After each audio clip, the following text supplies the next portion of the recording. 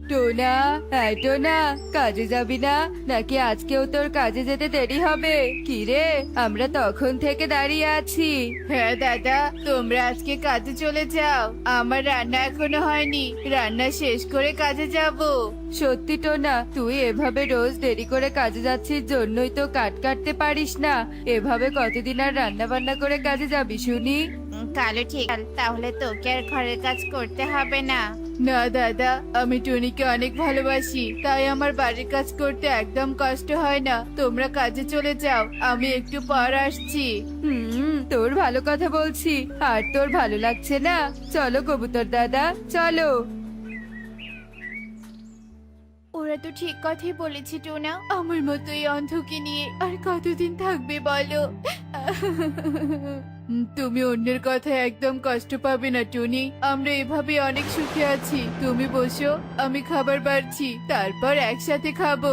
টোনা টুনি একসাথে বসে খাবার খেতে থাকে। টুনি ছিল এক অন্ধ পাখি। টুনি ঠিকভাবে কোনো কাজ করতে পারতো না, তাই টোনা বাড়ির সব কাজ শেষ করে কাঠ কাটতে চলে যেত। তাই টোনা প্রতিদিন কাঠ কাটতে দেরি করে যেত। টোনা, টোনা, আজকেও কাজে যাবি না নাকি? টোনা, টোনা, আমরা চলে গেলাম। দাদা, তোমরা চলে যাও, আমার আজকেও কাজে যেতে দেরি হবে। টুনি, আমি কাজে গেলাম, তুমি সাবধানে থেকো কিন্তু। আমি সবকিছু তৈরি করে রেখেছি, তুমি খেয়ে নিও। আচ্ছা ঠিক আছে টোনা, তুমিও সাবধানে যেও কিন্তু। উফ বাবা, কত দেরি হয়ে গেল আজকে কাজে যেতে। এদিকে সব ভালো ভালো কাঠগুলো মনে হয় বাকিরা কেটে ফেলেছে। আমাকে তবে আজও শূন্য হাতে বাড়ি ফিরতে হবে। কি করি, কি করি? হ্যাঁ, পেয়েছি বুদ্ধি। টোনা বনের দক্ষিণ দিকে কাঠ কাটতে চলে যায়, যেদিকে পাখিদের কোনো যাতায়াত ছিল না। হাঁটতে হাঁটতে টোনা বেশ কিছু দূরে চলে যায় আর একটা শুকনো গাছ দেখে কাটতে শুরু করে। উফ, গাছটা শুকনো হলেও বেশ শক্ত। আমি একদম হাঁপিয়ে গেছি, আবার বড্ড রোদও পড়েছে। কোথায় একটু বিশ্রাম নেই? ওই তো একটা গুহা দেখা যাচ্ছে, যাই, ওখানেই যাই। এ কি, এতগুলো রূপা! এই গুহাটা তো বেশ পুরনো, আর আমাদের যাতায়াত তো নেই। তাহলে কি এগুলো পুরনো আমলের? তাই হবে হয়তো। আমি বরং বাড়িতে নিয়ে যাই, ভালো কাঠও তো কাটতে পারিনি। টোনা পুরনো আমলের বেশ কিছু পুরনো কয়েন পেয়ে ভীষণ খুশি হয়ে যায়। বাহ টোনা, এটা তো বেশ ভালো কথা। তুমি বরং দুটো কয়েন রেখে দাও, মিনু মাসির তো অনেক কষ্ট, মিনু মাসিকেও দেয়া যাবে। আর বাকি টাকা দিয়ে কিছু রান্না করা খাবার কিনে নিয়ে এসো, তাহলে আর তোমাকে রাতে রান্না করতে হবে না। টনির কথা শুনে টোনা সম্মতি জানায়। এরপর টোনা দুটো কয়েন রেখে বাকি কয়েন বিক্রি করে খাবার কিনে নিয়ে আসে। এভাবেই সেই দিন থেকে রাত কেটে যায়। পরের দিন টোনা আরেকটু দূরে গিয়ে গাছ কাটতে থাকে। এমন সময় সে আবারও বিশ্রাম নিতে নতুন একটা গুহায় চলে যায়। আরে আরে, এ আমি কি দেখছি? সোনার কয়েন! এত এত সোনার কয়েন এখানে এলো কি করে? ও মা গো, এই কয়েন দিয়ে তো আমরা অনেক ধনী হতে পারবো, পুরো বন ধনী হতে পারবে। টোনা আবারও সেই সোনার কয়েন নিয়ে বাড়িতে রওনা দেয়। অন্যদিকে কিরে টুনি, কিরে ওদিকে কোথায় যাচ্ছিস কলস নিয়ে শুনি? তার মানে কি পুকুর পাড়ে? পুকুর ঘাট তো এদিকে। এভাবে হাসছো কেন দিদি? কারো দুর্বলতা নিয়ে কখনো মজা করা ঠিক নয়। নেকা, যে কাজ করতে পারিস না সে কাজ করতে আসিস কেন শুনি? যত সব নাটক। সবাই আমার এই দুর্বলতা নিয়ে হাসি মজা করে।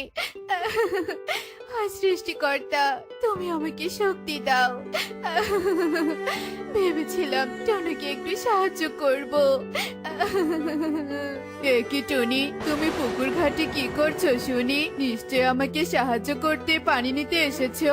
তোমাকে কতবার বলেছি এমন কাজ করবে না, যদি বিপদ হয়। চলো বাড়ি চলো, একটা দারুণ খবর আছে।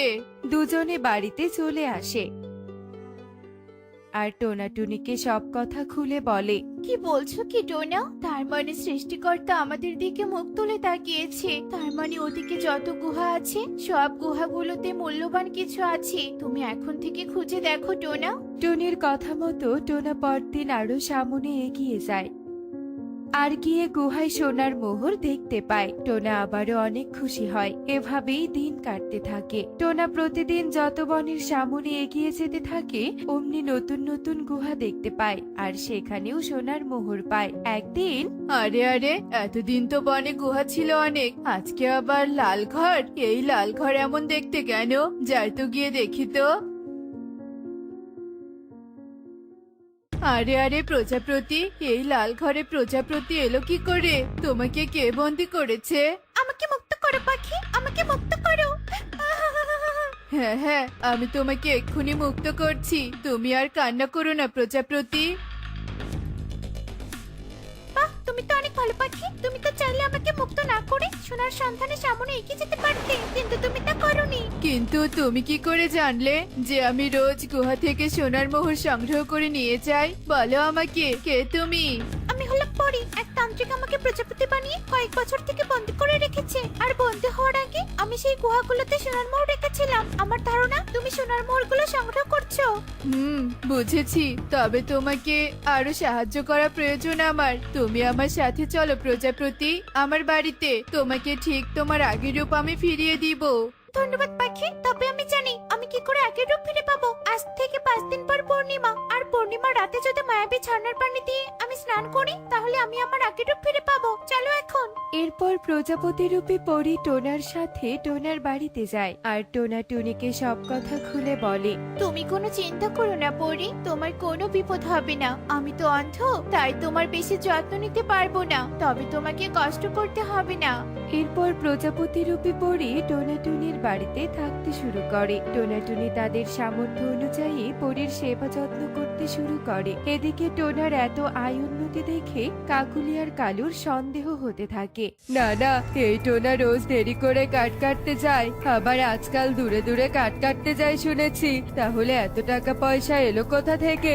না না, নজর রাখতে হবে দেখছি। কালু কাকুলির সন্দেহ প্রবল হতে থাকে। এদিকে পূর্ণিমার রাত চলে আসে। কালু চুপি চুপি টোনার বাড়িতে যায়।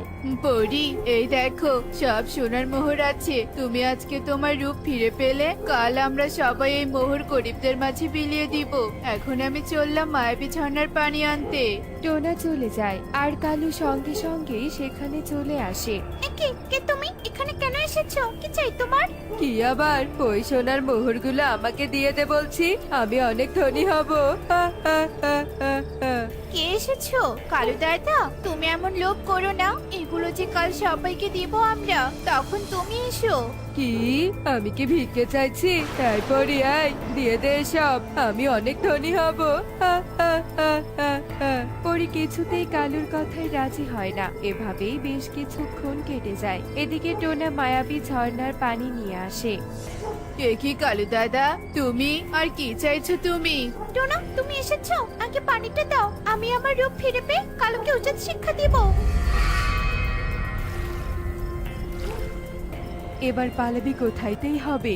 এরপর পরে কালুকে বন্দি করে আর জাদু করে টুনির দৃষ্টি ফিরিয়ে দেয়। এতে টোনাটুনি ভীষণ খুশি হয়। এবার আমি আসি টোনাটুনি, পরিরাজ্যে ফিরতে হবে। তোমরা এই সোনার মোহর নিজেদের জন্য রেখে বাকিগুলো বিলিয়ে দাও। আচ্ছা ঠিক আছে পরি, তোমাকে অসংখ্য ধন্যবাদ। এরপর পরি চলে যায় আর এরপর থেকে সবাই সুখে দিন কাটাতে থাকে।